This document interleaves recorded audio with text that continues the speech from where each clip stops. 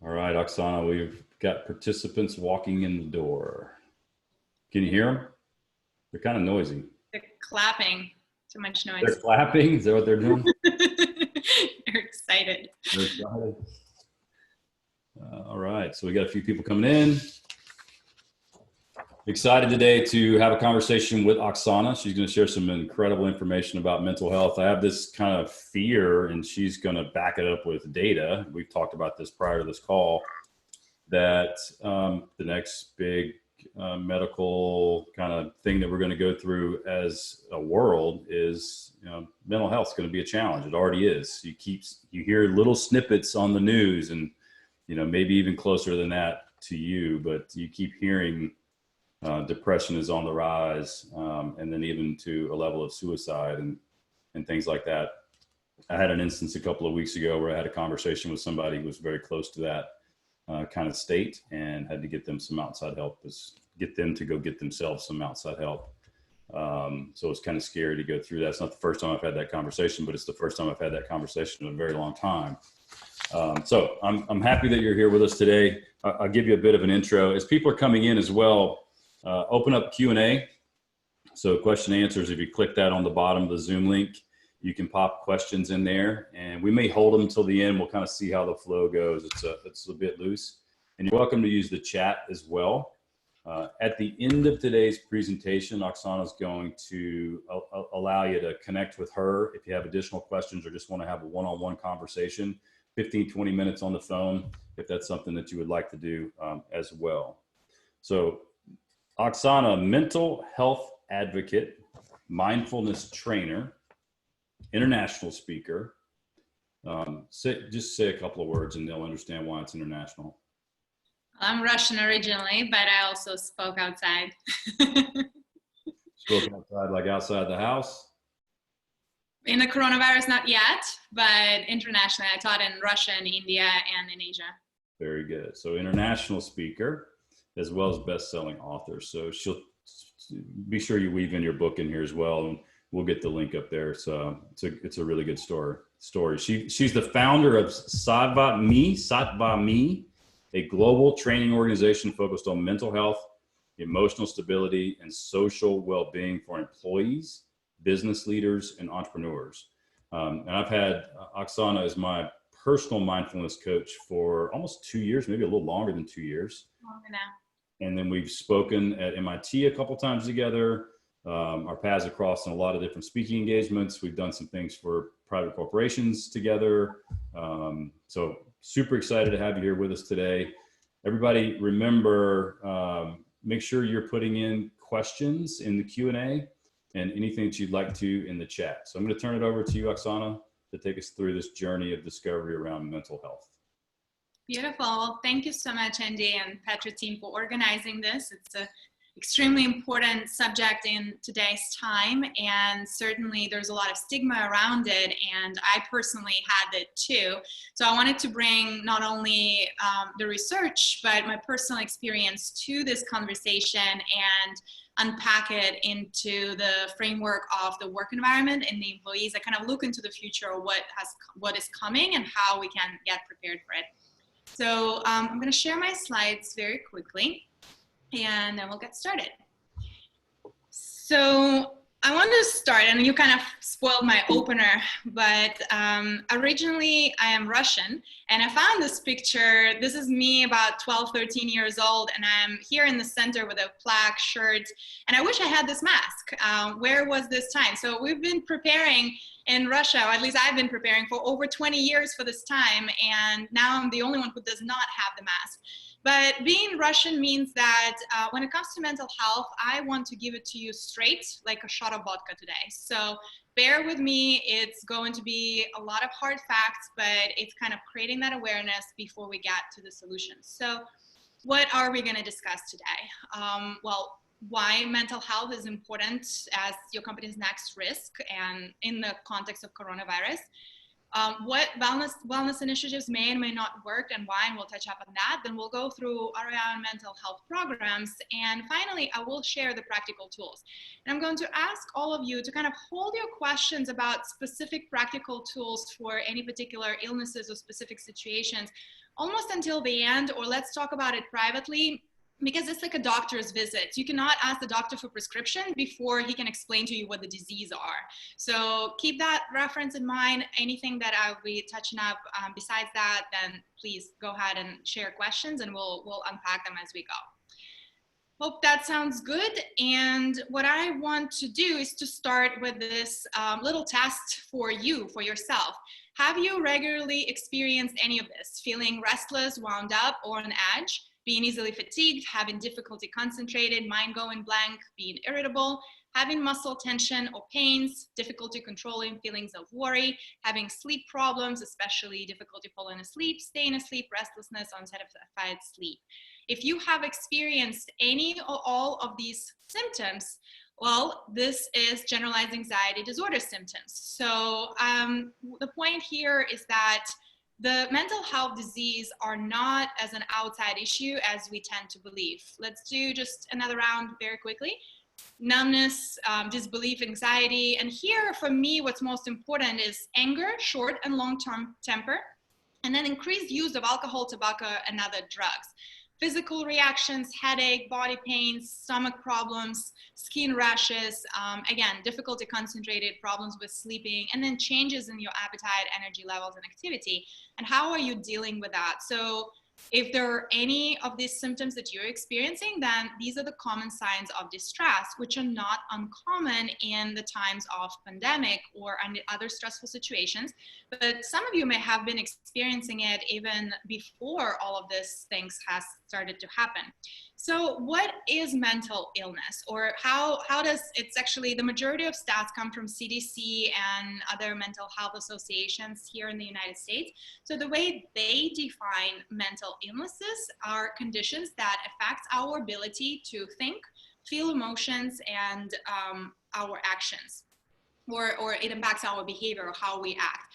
And what is important to highlight here that it could be occasional and it could be long lasting, but it definitely impacts ability to function and relate to one another. And what I wanted to bring home here that we have normalized before coronavirus, we have normalized a lot of stressors.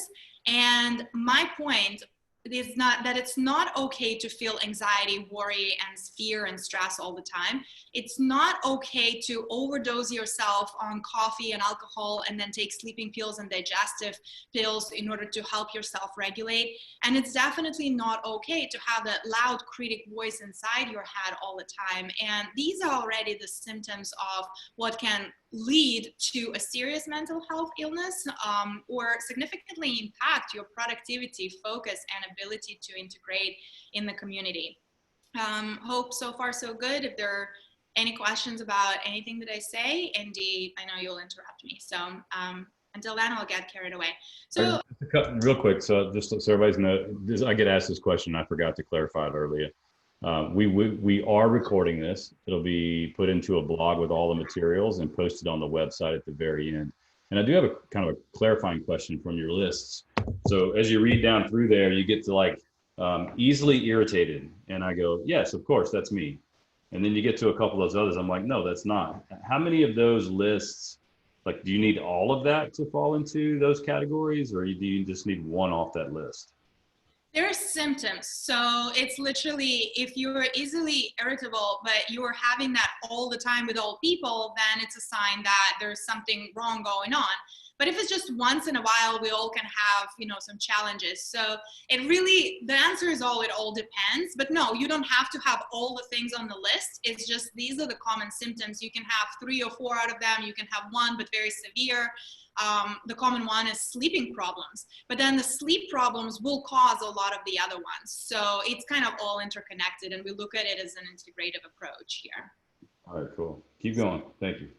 Alrighty, so I wanted to bring up these people, and you probably know all of them except for one.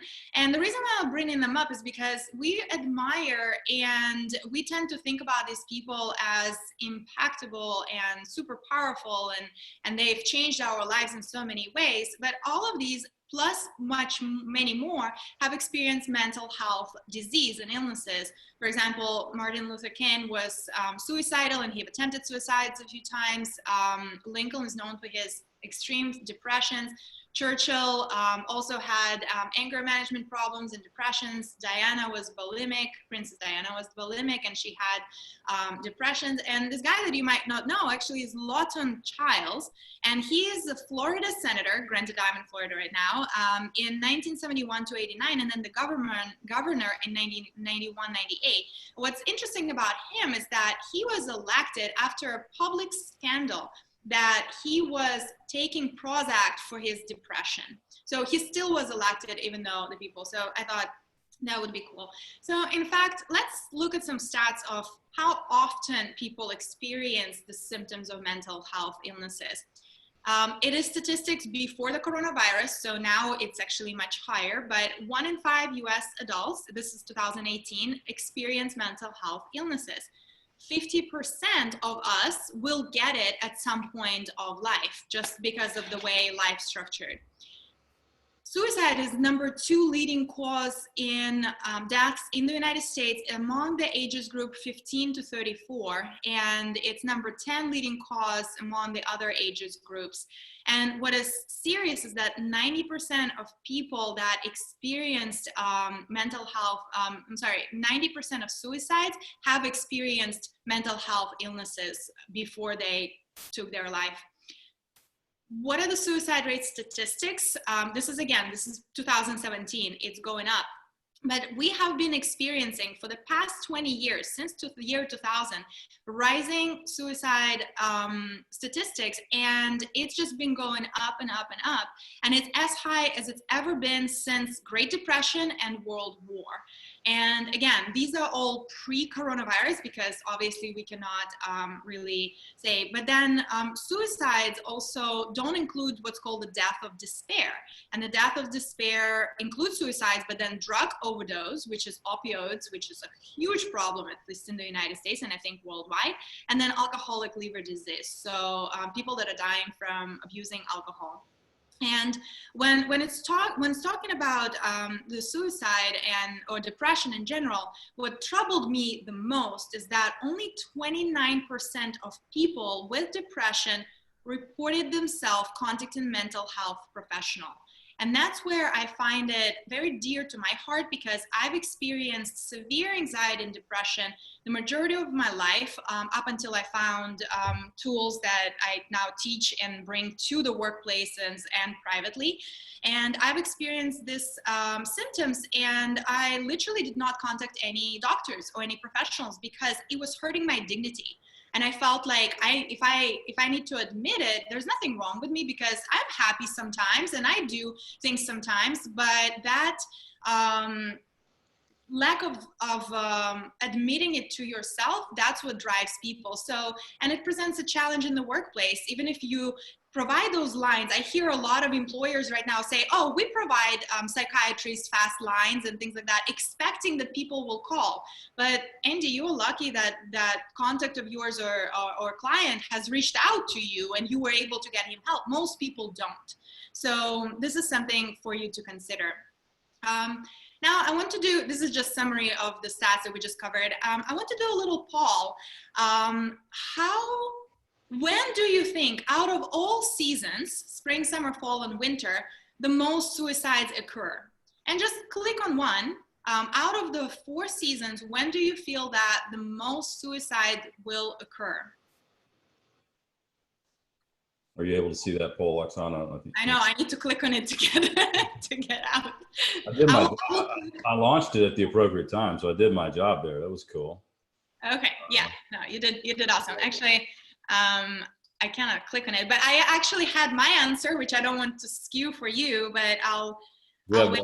80% of the people have voted. We'll take a second and get the rest in. So right now, overwhelmingly, The vote is 84% say winter, 8% say spring, 4% say summer, and 5% say fall. So, overwhelmingly, the answer is winter.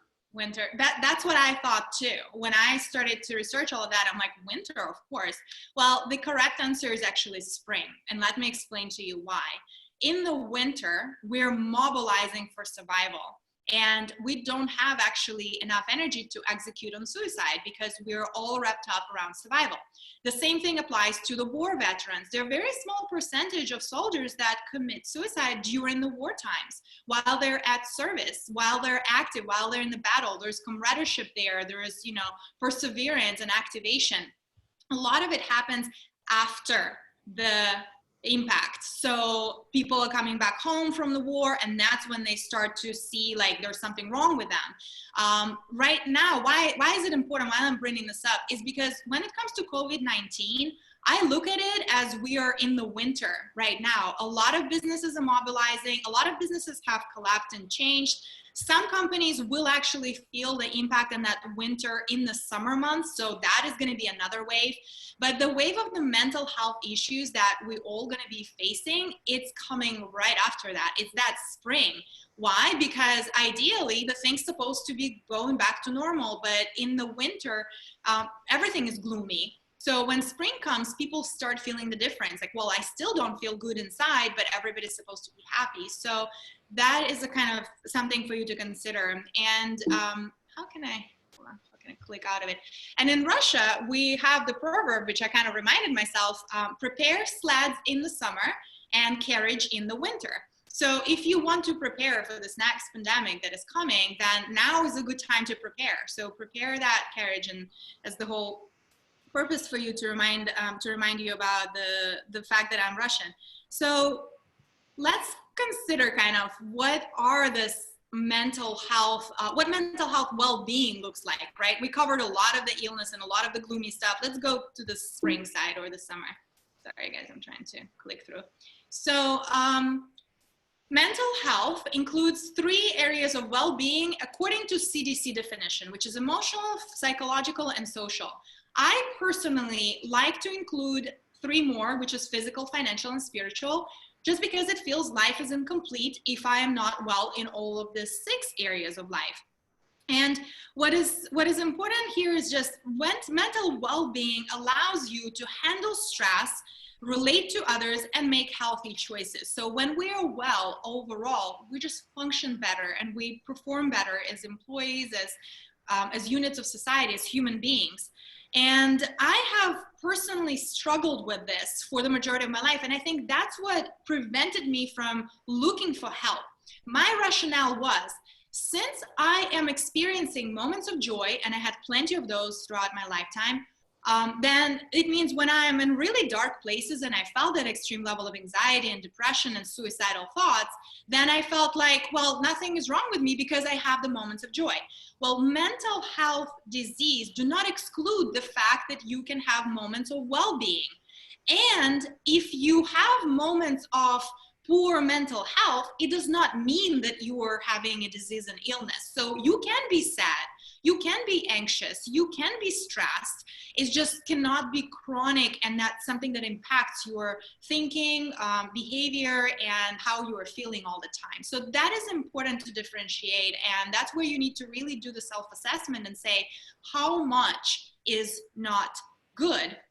And the question that, it was actually interesting, it was one from the kind of planning that you did, Andy, that people were saying that kind of like, I'm thankful, but I know I should be grateful, but, you know, I know that considering all things, I shouldn't be feeling this sad for myself, but.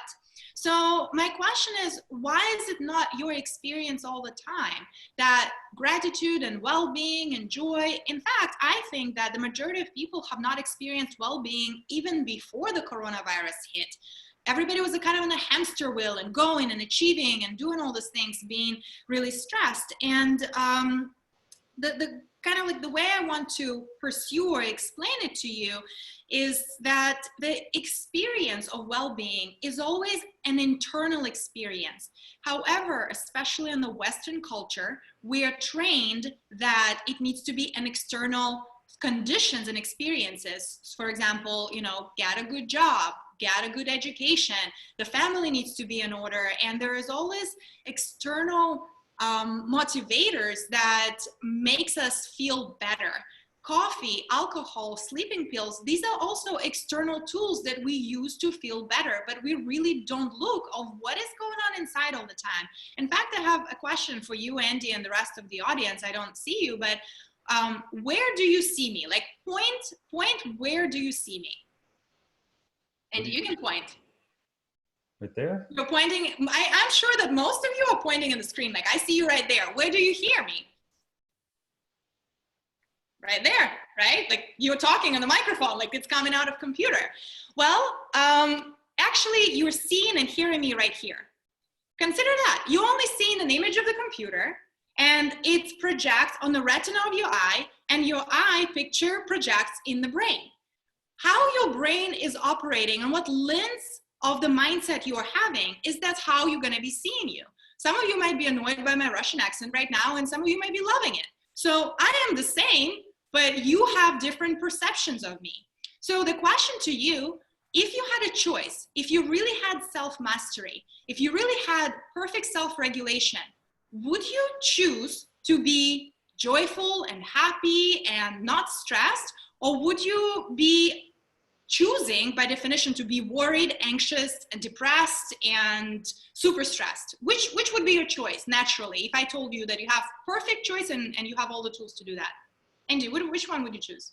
Why do you ask me this question? Because I cannot ask everybody else. I can see you. Oh. Anyway, I don't want to poll, but I would assume that the majority of people in their sane and correct minds would say, I would choose to be happy. I would choose to be well. I would choose to be productive and focused and creative, right? So why is it not your experience then?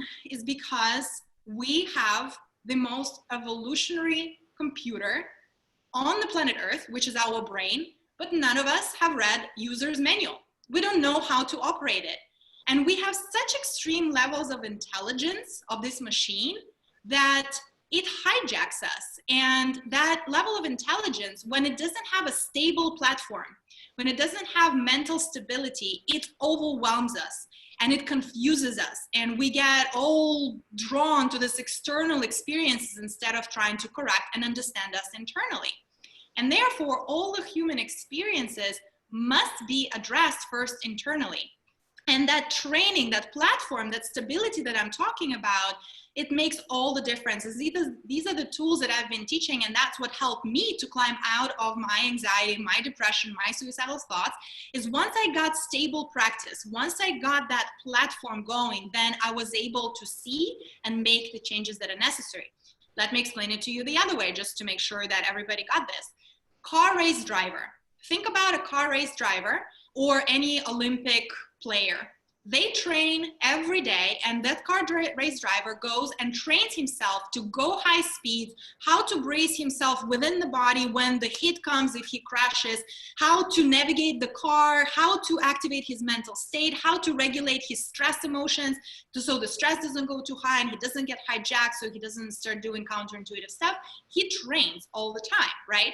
So now, if that car race driver who trains go to whatever high interstate you have in your country or your state, and he gets into a car accident, how much do you think he will be mentally impacted versus a regular person just getting into a car accident that the car goes 360 degrees 3 times? I would say significant change, because for the car race driver, it would be a habitual thing that he's been training or she's been training for, versus a regular person will have probably a post-traumatic disorder because they have not trained and prepared that mental health system. That is exactly why, while Andy and his team were preparing plans how to save the world, the other people were fighting for the toilet paper. That is the kind of very simplistic explanation why some people lost it and they were in total survival mode and still are, and some people are mobilizing and being productive and they're looking how to help others. So I hope that kind of solves some of the mystery, but the point is here is you need to establish the platform for self-regulation and self-mastery. And let's get into that. What has been employers doing for that so far? Well, what employers have been doing is what's called wellness initiatives. And some of them are biometric screening, weight loss education, exercise step trackers, smoking programs, financial education, nutrition. And I want to make sure that everything is included. Some of them are offering yoga and guided meditation, which is kind of like the meditation mindfulness was my domain. And what is important here is that, again, everything here is external. They're offering these tools for people to do something externally, but there is very little impact internally. Why do I say though? Is because it's a difference between education and training. Education, usually inspirational. Here are your resources, and you can go and you can find that resource. It may or may not result in immediate action. Some people just get that email and they never open it up. Does not result in repeated behavior, especially when offered after work or during work, depending on a company. Fast forgotten, if it's not continuously repeated. It's entertaining and easy. That's why those lunch and learns are pretty cool, but not always effective. Socializing, people mingle and interact. It has external motivation. Usually companies say some kind of carrot, we'll pay you for this, or we'll give you this gift card, or we'll do something. And as a result, it's not effective and it comes as an expense to the company. Versus the training, where I'm interested in that domain, and that's all the programs that we structure is for the training. Training is practical. It is day-to-day grind of what you're supposed to do. It demands an immediate action. So people already put work to do versus just say, oh, it's out there. We say, do this to be able to do it. It trains the repeated behavior, habits, routines, or whatever we want to change. What is that organizational change that we want to bring, or personal behavior? It becomes eventually part of the culture, and as part of the personal culture and both the company culture. It is engaging, and most importantly, it's challenging. Changing habits or changing anything requires the effort, and it's a challenge. And it, as a result, because it's challenging, it becomes the bonding experience. Is that comradeship in Soviet Union terms. And then it requires internal motivation. People must know why they're doing it. Not just because the company said it's going to be good for you and get in that carrot, but because they want to do it. There's need to be an internal buy-in. As a result, when the training done right, it becomes an investment for the company, and there is ROI on that. So I wanted to make sure that there is differentiation for that. And but the biggest kind of difference, and you know, you're not supposed to remember all of that, training leads to behavioral change. And that's what I want you to remember, that training will always lead to behavioral change, whereas education will leave things as they are and always been, or people will return to it. And what is the impact here is on the most valuable resource, which are your people, which get engraved and passed on through the company culture. So the result of mental health, for me at least, the goal here is to impact the culture long term through the immediate behavioral change of the people. So just wanted to pause for a second. Is there any questions, or I'm going very fast? I'm going my Russian way very fast. You're race car driving. Keep going. Good, Ryan. So far so good? Mm-hmm. All right. Awesome. So I like the definition, the education, training, no change, behavioral change. That's a good delineation between the two.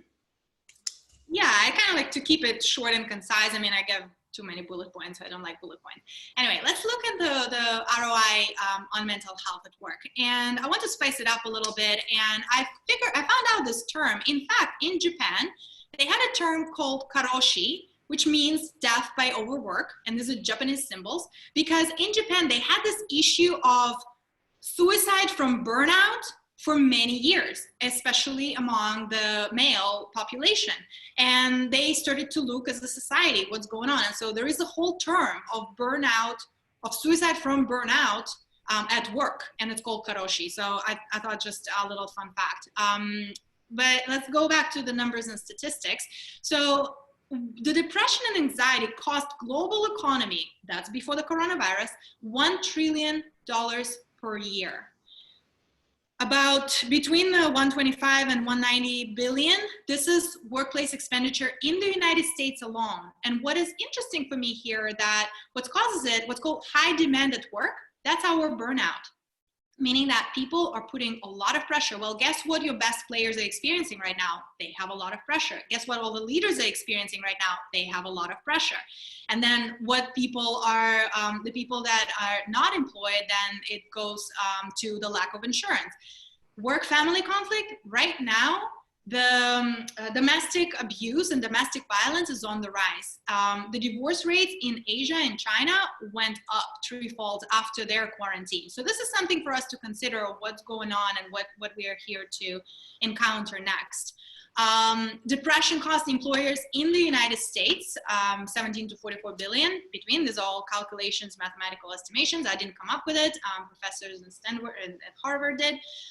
And it costs about 200 million lost work days each year in productivity. That's depression alone. We're not talking about other spectrum of things. What is it, kind of how to bring it home for you? Because these are very big numbers, very hard to relate for the company. Think about your costs. If you have employees that have payroll of $45,000 per year, if they get impacted by mental health illness, your cost will be about 34%. So if you have $45,000 employee, then your cost can be 15 grand per year. $60,000 employee, 20 grand per year. 85,000 is about 30 grand per year, and then 120,000 is about 40 grand per year. These are your costs. These are within the company. That's why I really want everyone to pay attention. What does the government do to help us out with a mental health issue? Well, pretty much these are the numbers. The $2 per person gets spent in the developing countries for mental health issues. We're lucky, we get $50 per person. Guess how much impact that does on anybody's health in general and understanding of the grandiosity of this issue. And therefore, just like majority of things, I believe that it needs to go to businesses, and we need to take responsibility, first of all, personal responsibility, but then as company owners, we need to invest into these things and help our people and not being afraid of the subject and the topic and pretend like, yeah, it's somewhere out there and it's not me, and I can toughen it up through stress. I certainly did that at least 27 of my life, kind of suck it up and keep going. And guess what? Did many stupid things and almost killed myself. So don't recommend that. Oksana, go ahead. You could go back. There's a question about what makes up the costs on payroll. So you've got, 34%. Is that lost productivity? Is it the mismanagement of work or doing things incorrectly? Yeah, there are many things. So yes, it is lost productivity. It's healthcare costs, meaning if that person goes to the doctors and they need surgeries and whatever, your kind of healthcare cost goes in there. Sick leave. What else was in there? It's kind of like lost productivity, but that they're absenteeism for sure, that they might be at work physically, but they're not really present and they're not doing their best or their best capacity, and then burnout costs. So they're both the technical kind of like healthcare costs if they go and pay the doctor kind of thing, and if they need medical care, but there are also this latent cost that it's kind of harder to calculate. So there's a lot of bulk in there. I hope that answers, but it's an estimation and overall things that they're looking. I think it's very hard to get the solid numbers on any of this. So how do we move from here? Let's look at the bright side. I wanted to remind to you that it's not okay to experience worry, fear, and anxiety all the time or regularly. It's not okay to have loud voice in a critic and beat yourself up for things that you have not accomplished today because there's so much, like 700 emails in your email box. And it's not okay to use boosters like caffeine, alcohol, sleeping pills, digestive pills. These are all signs that you need to change something in your life, and that is already under the domain of mental health. For me, the experience is that if you can't change what you're not aware of and willing to accept. So the first step of the awareness, which is mindfulness that I teach, like how do you arrive there? And then acceptance that it's okay. Now, how are we going to move on from there? And that's where the programs come in that I want to talk to you about. But first, a little more of this ROI and employee wellness programs thing. I found contradicting statistics. Some people say that wellness program, some polls in the company say wellness programs don't work, and some say this is what's going to save the world. And therefore, these are from Harvard, RAND study, and some other studies, and I can list the resources later.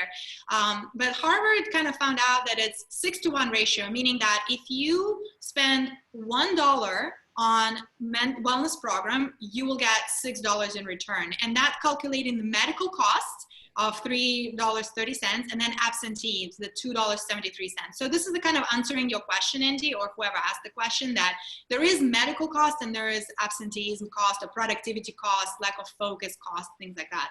Then in another study, they have discovered that you can actually save 86% of hardcore medical cost of the company, like that whole healthcare cost that company has.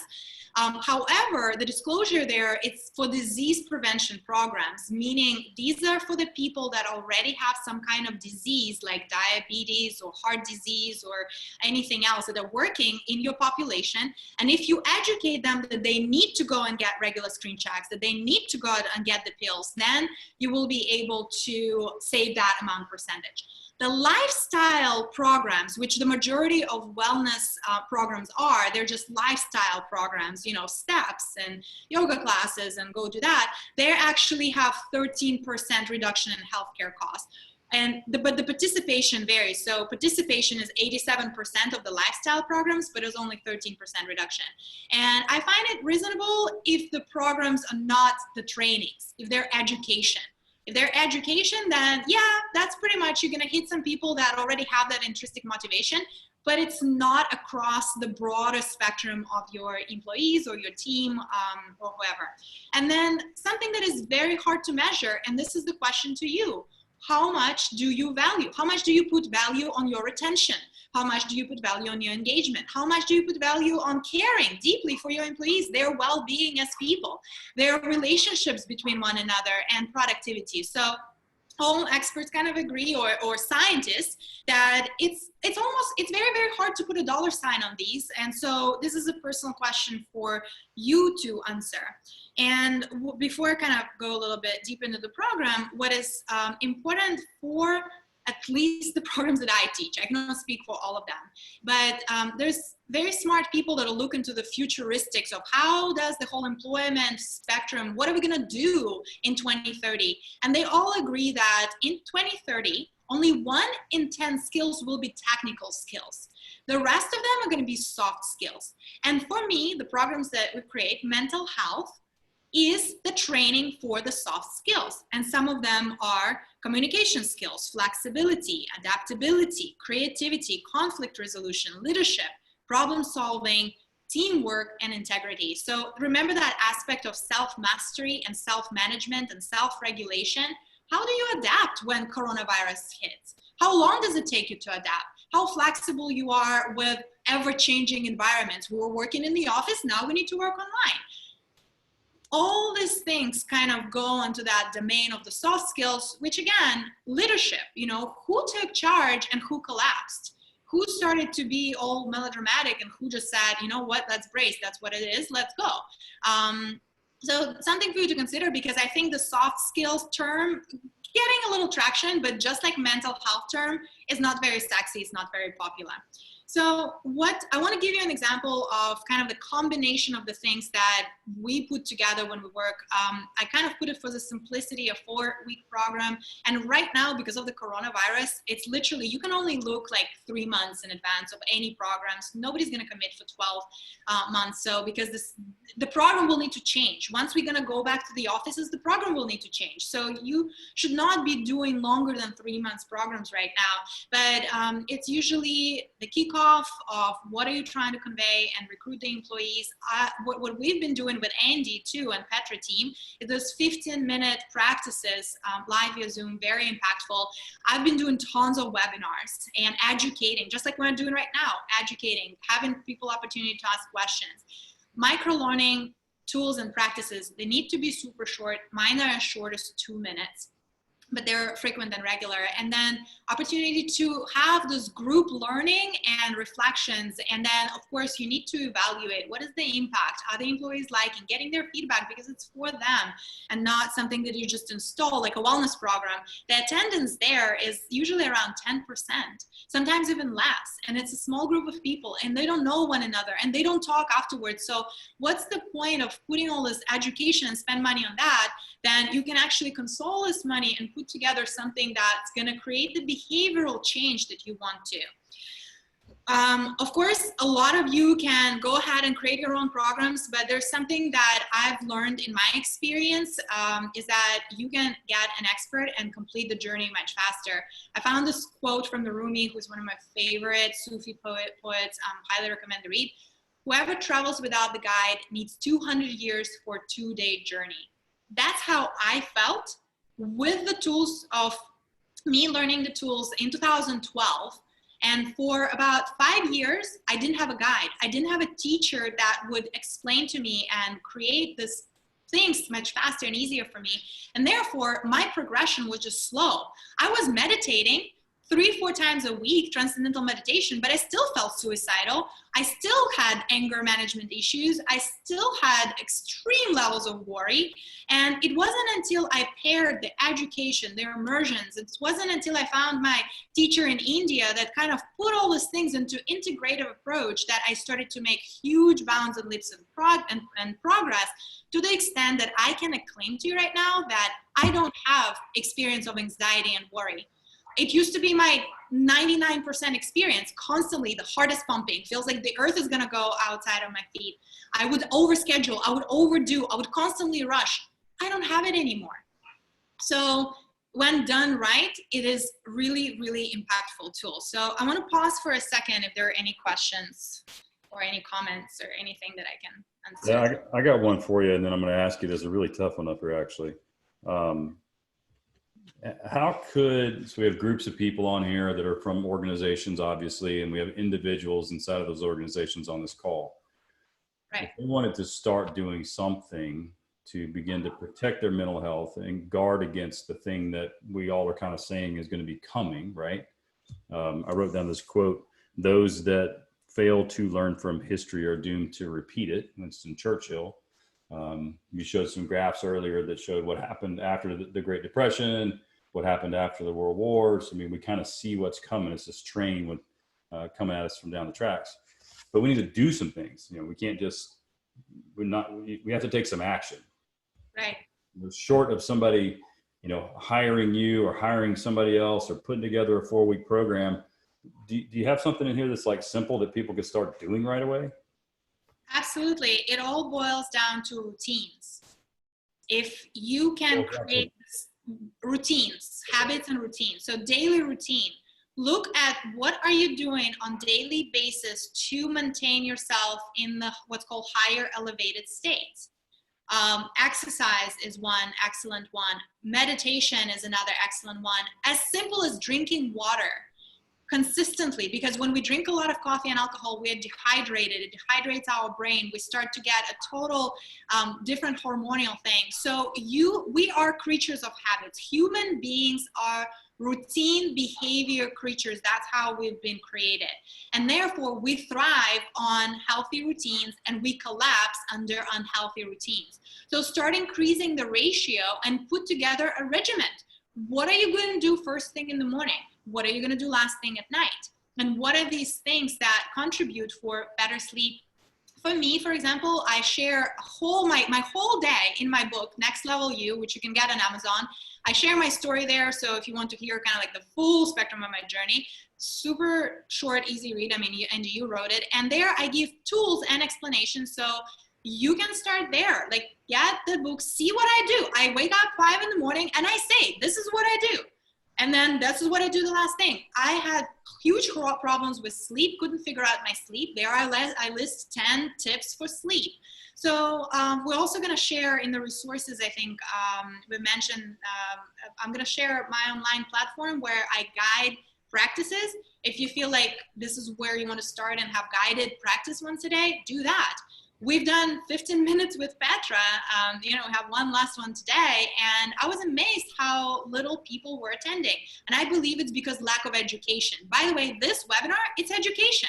I am fully aware that the majority of you are not going to go and do anything with it. They're just going to be like, yeah, that's great. And that is fine too, but there's only that much you can do via webinar format. So the tools, let me, I guess, go here, so then it would be more impactful for individuals that want to start right now. Stress management is all about breath management. Our breathing can tell us a lot about stress levels and therefore how you change that. When I teach on a very simple level, exhale to let go, people holding their breath when they're stressed. So if you can remember how to exhale, CDC, which is amazing. CDC recommended now deep breathing as a tool for coping with COVID-19 stressed situations. However, the majority of people do not know how to take a deep breath. Literally, people, like if I tell you right now how to take a deep breath, 99% of you will not be able to do that. This is something that I've recorded and I teach, and I'm expanding on it too. We don't know as a society how to do deep breathing, but if you know, or at least attempt to, take 6 of those. There is a medical study for that. And most importantly, when you are in doubt, when you are anxious, when you are kind of starting to feel like things are speeding up, slow down your breathing and make it deeper and more engaged within your stomach, not within your chest, but within your stomach. You start with low abdominals, and that's kind of like as much as I'll leave there, and then we can see how we can teach more of that later if there's interest. So I wanted to also share with you this mental visualization or kind of emotional processing tool. So breathing impacts your hormones and it impacts the body. This is more of the kind of emotional and mental regulation. When things and emotions start to bubble up, you got bad news, your spouse or your friend lost their job and you're feeling this whole bubbling up thing, that's when you want to apply this tool. But like anything else, chances are you're not going to be able to apply it right in the moment. Apply it right afterwards. It helps you process and not get traumatized from the experience, but extract the wisdom, feel the empathy, and then move on.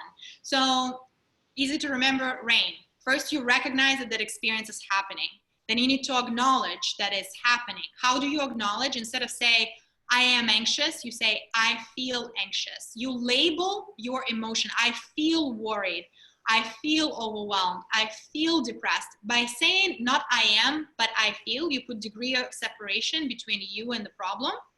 And that's how our brain works. It's the prefrontal cortex versus the amygdala, which is the limbic system. Once your limbic system is hijacked, there's probably breathing is your best way to go when you're super anxious. But if you are kind of more or less okay, then you can start bringing it to prefrontal cortex. That's where the decision-making power comes. Once you start labeling it, you start investigating it. Look at your emotion from the third-party degree perspective and start looking at where is it in the body, what shape it is, what form it is, how is it moving, does it have the color? And you literally do it inside your brain. Okay, I have this anxiety in my chest, so it moves like, like a big needle sack, and it's kind of actually stuck and it makes me breathe shallow. So I'm only activating my brain in a different direction. And then nurture. Nurture means apply the words and the gestures that you would if you would see a friend in distress. If you will see a child who is upset, how would you behave with them? What would you say to them? Instead, now you're saying these things to yourself. You're putting your hands on your chest. You're saying it's okay, like everything's gonna be fine. Breathe, everything's good. So you're just applying it towards self, but it's so unnatural in our society that it's kind of like, it was definitely a learning skill for me, how to nurture myself. But that's the whole game changer. That's when you are making changes within yourself versus somebody else is doing it for you. And then I know it's unpopular and you said, don't bring it up. But I do want to say meditation, it's the tool that will create that foundation. Remember I said that our brain hijacks us all the time because we don't have a stability platform. We don't have the foundation of how to read the user manual. Well, this is you reading the user manual. This big intellectual property that is here and you have no idea how to control, most of us don't. while you're meditating, you are seeing the patterns, you're starting understanding the mind, and you start practicing emotions. This is kind of like a really high level. I'm kind of certified meditation initiator, and there's a lot to unpack here. So apps are good de-stress tools. They don't lead to behavioral change, just so kind of like we're clear. In fact, the app drop rate about 2-3 months. So there are more to meditation that I could speak about.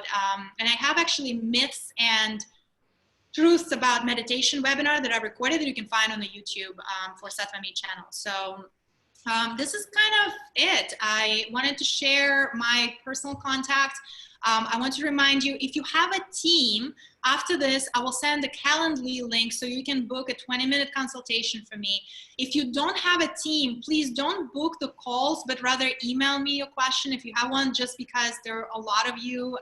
So I want to make sure that I address everything and don't get burned out myself, my mental health too. And then the book is a great resource. I've shared my story and what I've been struggling with and how I was overcoming it as it was coming. So I feel that those of them that read it, just by reading from my story, they were able to sort out a lot of their situations and questions. And there I share science in there and tools along the way, so you'll be able to do that. So I think this is it for me. Right. So hang on, I got some questions for you. We are a small company and have no wellness program. Can you recommend a simple starting point? Is a simple starting point like the online platform that you have to, like, you're going to give everybody 30 days access or something to the online platform and the recap? Is that something they could just start with? Do they need an outline for that? How would that work? Okay, here's my thoughts on how I can help small companies. I have a number of small companies that I can actually bulk together. So if you're a small company, reach out, because if I have 3 or 4 small company, we're going to bulk together and we're going to do a program together as that group. We'll cap it at 30 people maybe, depending on how many companies are there, but program is the most effective. I can send you to the platform. In fact, all of you are going to receive the links and you can start there. But without the explanation, without having that touch, without having the structure, it's very hard for people to adapt and get engaged with it consistently. A lot of people will sign up, but then they'll start dropping. So it requires a little more inspiration and motivation, constant ongoing. So don't get discouraged if you're a small program, small company, still reach out. We'll just bulk us together and we'll do something so it addresses everybody's needs. If you cannot, and that's completely something out of your spectrum right now, then yes, on the online platform, there is like a 5-day mindful start program that you can start there. And then once you get used to my style, if you like that, then you can just do one guided practice a day. And then also on online platform, there are more webinars and talks about what the education is. Okay, so the answer would be follow up with you and you'll get them started in the right direction. Yes, and they can start with online platform too. Okay, the online platform. Mm-hmm. So here's a couple of more questions. I have a team member that is experiencing signs of depression, chronic negative self-talk. We got him a counselor, and I make sure to give him time each day. Are there any other suggestions for this person? The question from me is, what kind of counseling is there? Because I've been studying trauma and PTSD and like severe trauma and small, there are big T trauma and small T trauma. And there's so many styles of therapy. And what I've learned, which was to my surprise, that not all therapy helps with different styles of trauma. Just because he's experiencing anxiety, there's a source to that anxiety. There's a reason why he or she is experiencing that. And different therapies can be helpful or can do nothing. So the majority of, like, let's say talk therapy, it's not proven to solve the core issue of a person. So a lot of the wellness or covered medically therapies that are offered by insurance companies, unfortunately, are least effective because we have not been experiencing or experimenting with that. And I would look into different styles of therapies for him or her, but then breathing would be extremely impactful. The style of breathing that I give, Angie, you've experienced my breathing. There are ones that can work you up into frenzy, but there are ones that can really calm you down. And for people with anxiety, that calm down breathing is super, super important. And then there's a question here. You talked earlier in the presentation around, coffee, alcohol, that stuff. Like, you don't need any of that stuff.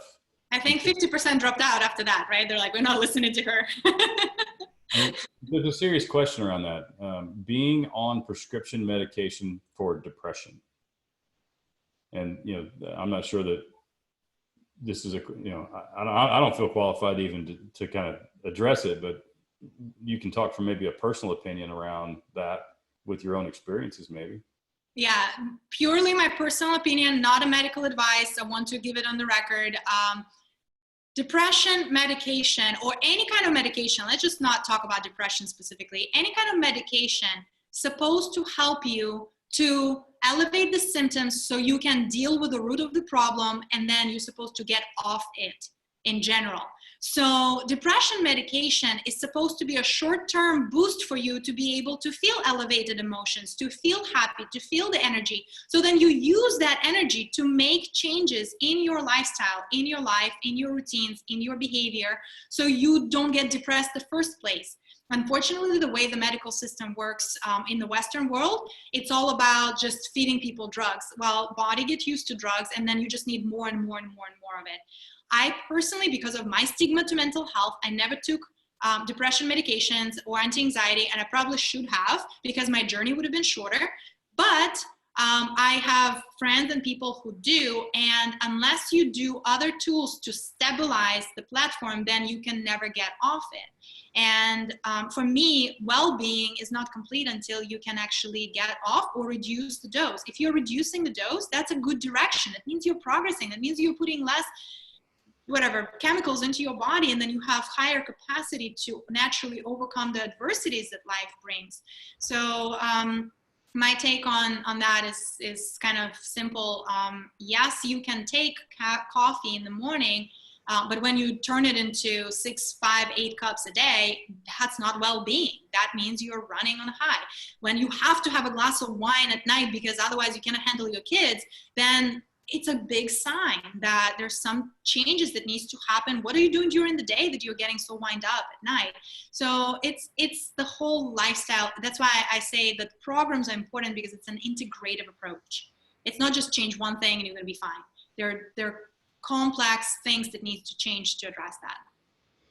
So we've got a comment. It's actually, it's a little bit of a side. In South Africa, cigarettes and alcohol were banned during a lockdown, and people are now experiencing depression. So I have no doubt. I mean, I went no caffeine. I smoked when I was severely depressed, like a social smoker at nightclubs. But I'm off alcohol and caffeine for 12 months, actually 13 months now, because I didn't resume it. I said 12 months is my route, and I have no interest to go back to. But I was literally like a bottle of wine every night just to myself, because I couldn't stand my job. So I get it, why people have a hard time with caffeine and alcohol, but now being on the other side of it, I can attest it's possible, and it's so much better. Oh my God, like I have so much energy and so much joy, and I mean, you see the energy, no caffeine. I don't drink caffeine for 13 months. And no. You can hardly tell.